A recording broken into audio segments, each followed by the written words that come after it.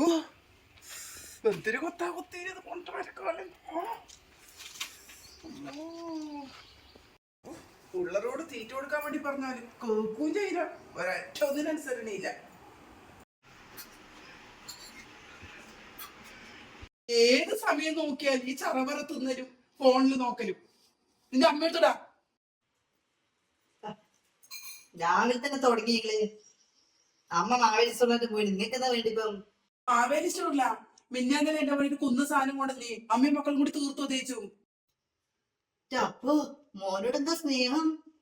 മിനിഞ്ഞാണ്ട് നല്ല അച്ഛൻ കൊണ്ടുവന്നിനി. അച്ഛൻ കൊണ്ടുവന്നിട്ട് ഒരാഴ്ച ആയിട്ടേ അരി തിന്നണ്ടേ? എന്റെ സാധനം വേണ്ടേ? മേടിക്കാൻ അമ്മ പോയിനി. ഇവിടെ നല്ല സ്നേഹം തന്നെ. നിന്റെ എണ്ണം കെട്ട തള്ളിയില്ലേ അത് എന്ന് വന്ന് കേറിനോ അന്ന് ഞാൻ എന്റെ മോനും തെറ്റീനി.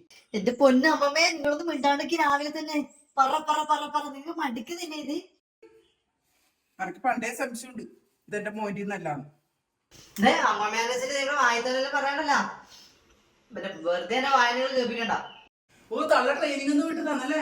ഞാൻ ഒന്നും പറയുന്നൊന്നുമില്ല. കയ്യങ്കാ കോയക്ക് തീറ്റ കൊടുക്ക്. തള്ളേനെ കൊണ്ട് ഒരു ഉപകാരമില്ല. നിന്നെ കൊണ്ടെങ്കിൽ നിങ്ങൾ ഉപകാരമാവട്ടെ.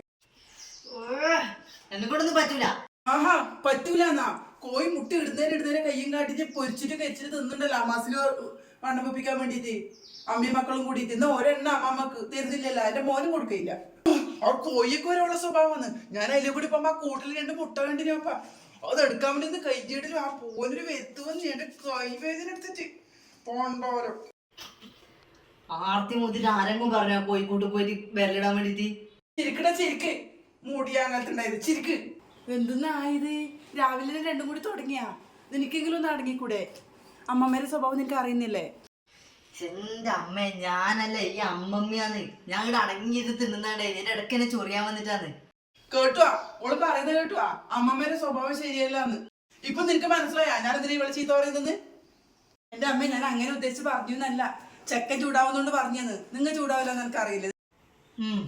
അത് നിങ്ങൾ പറഞ്ഞ കറക്റ്റാണ്. ഇപ്രാവശ്യം സമാധാനത്തിന്റെ അവാർഡ് കിട്ടിയ ആളല്ലേ ഇപ്പൊ ഇരിക്കുന്നത്. എനക്ക് കണ്ട അതിന്റെ അച്ഛനെ സമാധാനത്തിന് അവാർഡ് കൊടുക്കണ്ട്. ആ അവാർഡ് കൊണ്ട് വന്ന് ഞാൻ